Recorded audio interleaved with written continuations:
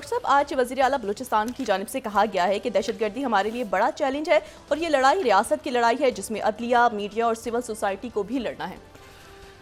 देखें जी, अफसोसनाक वाक़यात पेश आए हैं पिछले 24 घंटों के दौरान बलूचिस्तान के मुख्तलिफ इलाकों में, और बड़े वाक़यात हैं।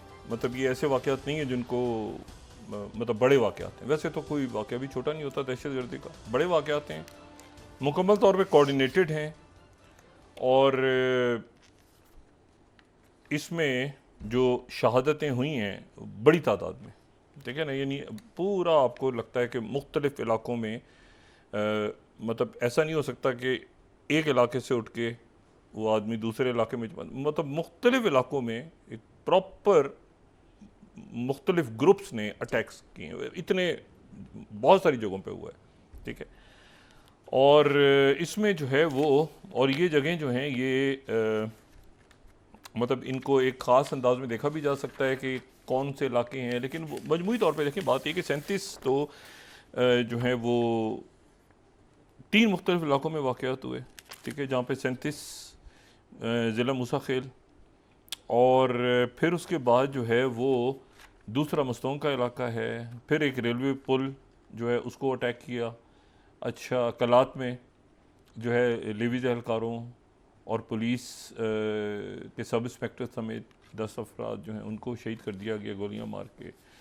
फिर ऑपरेशन हुआ है सिक्योरिटी फोर्सेस का, उसमें बहुत से दहशतगर्द मारे भी गए हैं। लेकिन देखिए, इशू ये है सारा कि ये जो मैं बात बार बार कहता हूँ और मैं उसी के ऊपर कायम हूँ कि ये जो ये पॉसिबल नहीं है कि आपके रीजन में या ग्लोबली एक आग लगी हुई है, शोले भड़क रहे हैं, और आप उसमें ये समझें कि यहाँ सब गुडी गुडी है तो जी बस ऐसे ही होगा, ऐसे ही चलता रहेगा।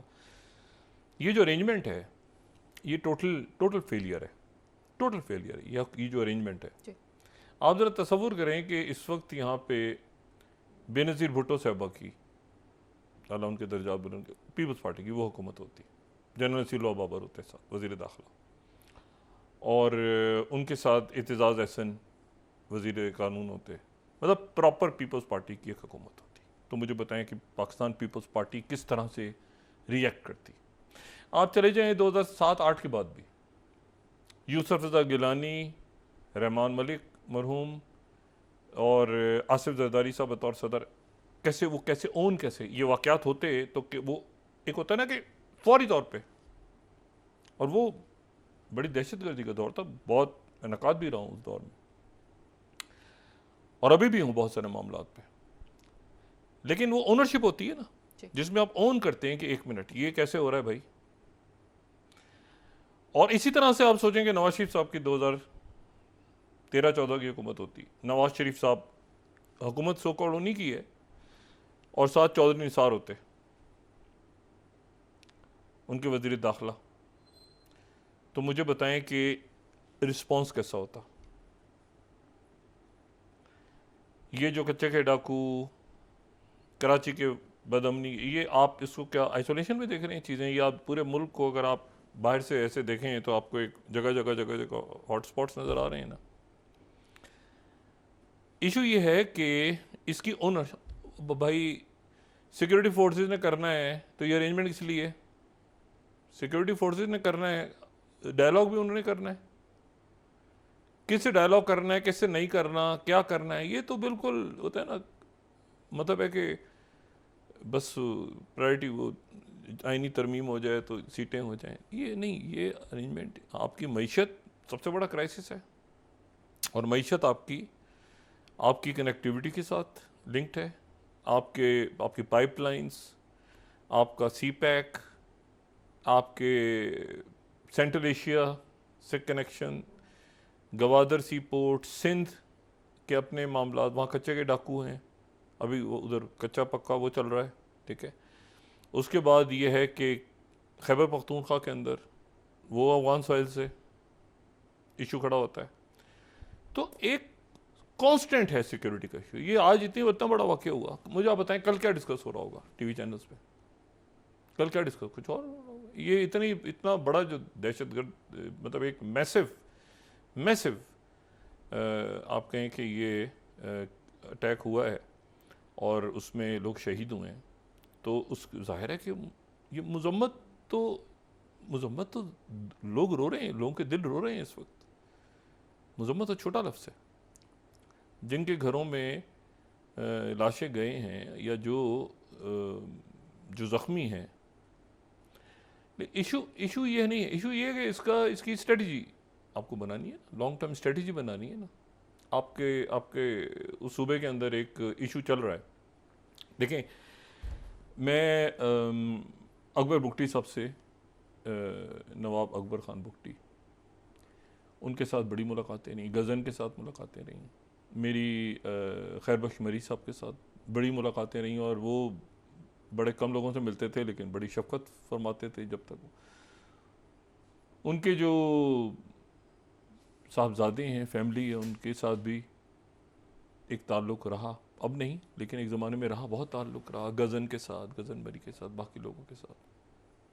और इसी तरह से बरमदाख, जब तक वो बाहर नहीं गए तो वो एक ही दफ़ा उनका एक ही उस वक्त जो यहाँ से इंटरव्यू था तो मैंने किया था, और ये आखिरी दिन चल रहे थे। तो बात यह है सारी कि अच्छा, उसके बाद इसी तरह से शेरबाज मज़ारी साहब, इसी तरह से ज़फ़रुल्लाह खान जमाली साहब, इसी तरह से सरदार अताउल्लाह खान बेंगल इतनी शफ़क़त फरमाते थे। अच्छा, अब पॉलिटिकल लोग तो ये सरदार भी हैं, इसमें अपना हर जो सूबे का या हर जगह का एक अपना कल्चर है। आप उसको उसी अंदाज में आपने देखना होता है, ठीक है। अगर एक कराची का बलदियाती निज़ाम है तो मैं ये कहूँ, ये तो अमेरिका वाली बात होगी ना कि डेमोक्रेसी लेकर आओ, फ़लाने मुल्क में भी लाओ तो फ़लाने मुल्क में भी ऐसे रूल अपनाओ, ऐसे करो। वो इस तरह नहीं है। कराची का जो बलदियाती निज़ाम है वो किसी और तरह से होगा।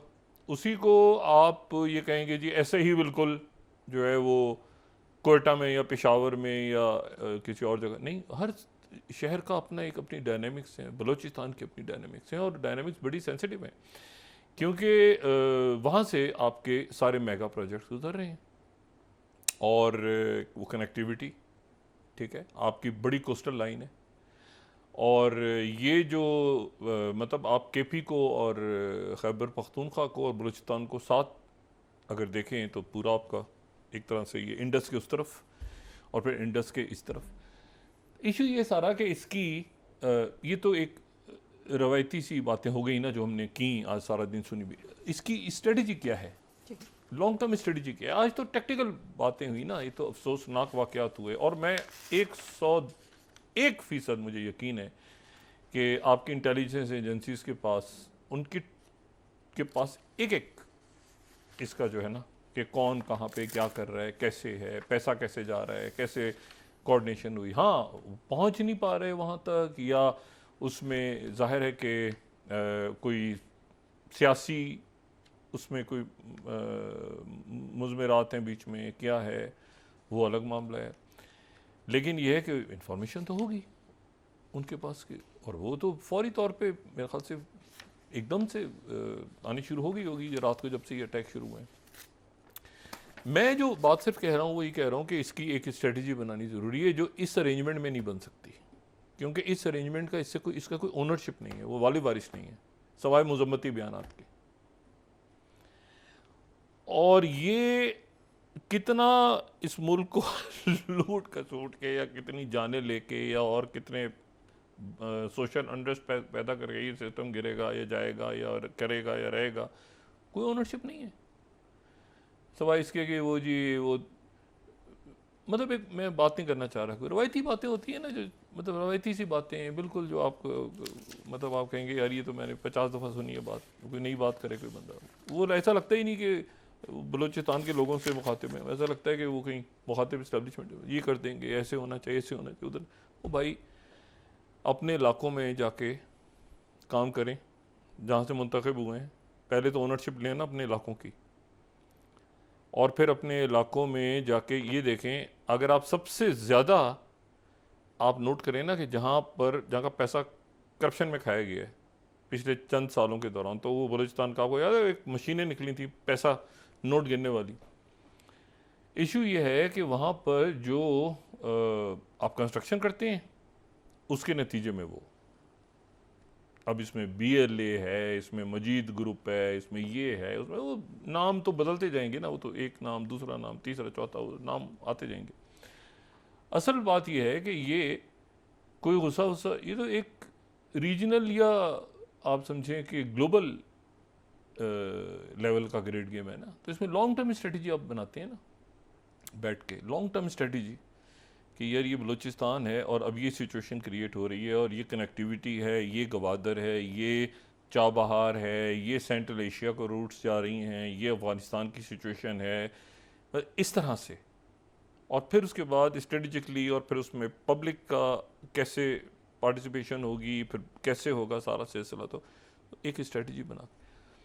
तो ये तो मेरा ख्याल है कि बहुत अरसे के बाद मैंने आज इतना, और सब हम तो सुबह से सारा मुल्क उदास है, लोग इतने यानी सारा मुल्क उदास है, देखें ना। लेकिन इशू ये है सारा कि अब इसको सिक्योरिटी फोर्सेस देखें ना, उनके पास मतलब जो भी हमलावर हैं, इसका मतलब है उनके पास ज़्यादा। और ये जो बेचारे बसों से उतारे, तो ये क्या अपने असला लेके घूम देंगे लोग? आम कभी मजदूर उतार के मार देते हैं, कभी जो है दूसरे लोग मार देते हैं। अभी कौन से ग्रुप्स हैं? अच्छा, मैं ये कह रहा हूँ कि उसको पॉलिटिकल डायलॉग होता था, अब वो पॉलिटिकल फिगर्स तो नहीं है, अब पॉलिटिकल फिगर्स तो नहीं है ना जिनके साथ डायलॉग किया जाए।